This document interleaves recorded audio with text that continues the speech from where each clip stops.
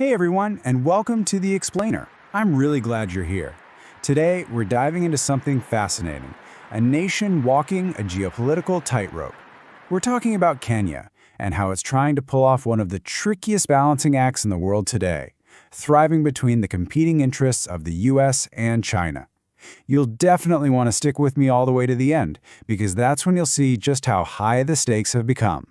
So it really all boils down to this one simple question, right? East or West? For years, Kenya has found itself smack in the middle, caught between China's massive influence and its very old, very deep partnership with the United States. The real question is, which way do you go? And maybe more importantly, in the world we live in now, can you really afford not to choose a side? Well, here's the official answer from Kenya's president, William Ruto. We are facing forward. It's a really powerful statement, right? It screams sovereignty, self-interest. But what does facing forward actually look like when you have two global superpowers pulling you in completely opposite directions?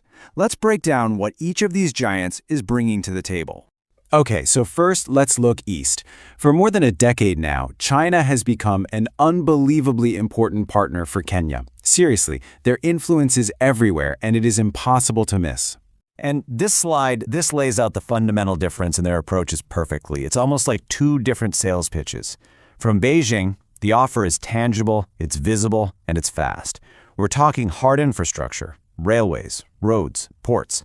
From Washington, the pitch is, well, it's different. It's about access to markets, advanced tech, and deep security cooperation.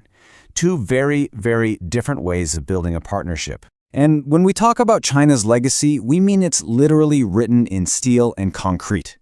We're talking about huge nation-shaping projects. You've got the standard gauge railway connecting the port of Mombasa to the capital, Nairobi. The Nairobi Expressway, which has totally changed how you get around the city. And they're even building the new Talanta Sports City for the 2027 Africa Cup of Nations. These are big, shiny projects you can see, you can touch, you can drive on. To really wrap your head around the scale of this, just look at this number, $3.8 billion.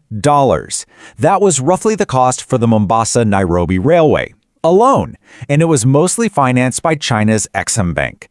That is a massive injection of cash into Kenya's economy. But, and you knew there was a but coming, that kind of investment doesn't come without some serious questions. Critics are quick to point to Kenya's rapidly growing national debt. And they argue that the sheer speed and size of these projects have, at times, maybe created some loopholes for corruption. It's that classic debate, right?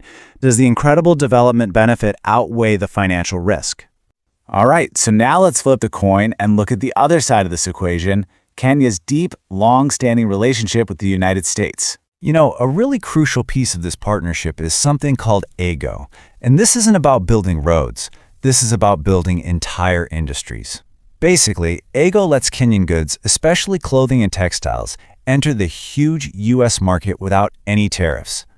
This supports thousands and thousands of jobs and brings in vital foreign currency. And this really highlights the whole nature of the Western offer. It's less about concrete and more about systems and software and access. The U.S. is a top export market. It's a source of major tech investment, like Microsoft setting up its Africa Development Center there, and it's a key partner providing support for everything from public health to counterterrorism. And recently, that security partnership got a major upgrade with this designation, Major Non-NATO Ally, or MNNA. Now, it's really important we understand what this is and what it isn't. It is not a mutual defense treaty like NATO is. The U.S. is not legally bound to come and defend Kenya if it's attacked. Instead, you should think of it as being about access. So what does this MNA status actually get you? Well, it's kind of like unlocking a whole new toolkit for Kenya's military and security forces. It means getting priority access to U.S. defense equipment. It means better financing options to buy that equipment. And it means even deeper collaboration on things like counterterrorism training and joint research. It's a big deal. Okay, so you've got these two incredibly different, incredibly powerful relationships. How on earth does Kenya manage both at the same time? Well, the answer is in a strategy you could call smart non-alignment. And the best way to think about it is this.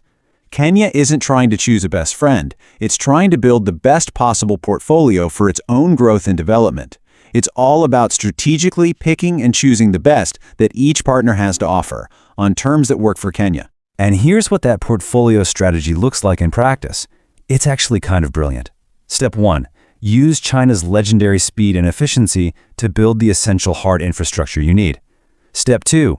Use the U.S. partnership and that new MNNA status to modernize your security and intelligence. Step 3. Lock in your economic stability with trade deals like AGOA. And then, finally, and this is the masterstroke, you make sure the Chinese-built infrastructure and the Western-facing markets all work together to create growth across the entire system. For a little while, this incredibly delicate balancing act seemed to be working perfectly. But very recently, that tightrope started to shake. The entire strategy is now being put to the test in a major way. Just look at how fast this all happened. It's pretty wild. In May of 2024, Kenya achieves this landmark MNNA designation from the U.S. In June, it's made official. But then, almost immediately, a powerful group of U.S. lawmakers steps in and calls for a complete review of the whole thing, putting the entire partnership at risk. So why the sudden 180? Well, the concerns these lawmakers raised get right to the very heart of Kenya's balancing act. They're pointing to Kenya's continued strong relationships with U.S. rivals like China and Russia. And they're raising some really difficult questions about alleged links to the RSF paramilitary group in Sudan's civil war. Basically, Washington is asking, are you trying to play for both teams at the same time? And all of this leaves Kenya in an incredibly tricky position. The future of this whole carefully crafted strategy is now just hanging in the balance. You know, that core idea of facing forward, of taking the best from every partner without being tied down to just one, it's now facing a direct challenge. Washington seems to be sending a message that being a major ally comes with certain expectations, and it might just force a choice that Kenya has worked so hard to avoid making. And that brings us right back to the ultimate question. And it's not just for Kenya, but for so many countries trying to navigate the 21st century. In a world with more and more competition with global powers, is it even possible to stay non-aligned? Can a nation really, truly have it both ways? The answer, for now, is still being written. And before we wrap up, if you enjoyed this breakdown and you want to keep learning with us, don't forget to hit that subscribe button, give this video a like, and tap the notification bell so you never miss the next episode. Thanks for watching, and I'll see you in the next one.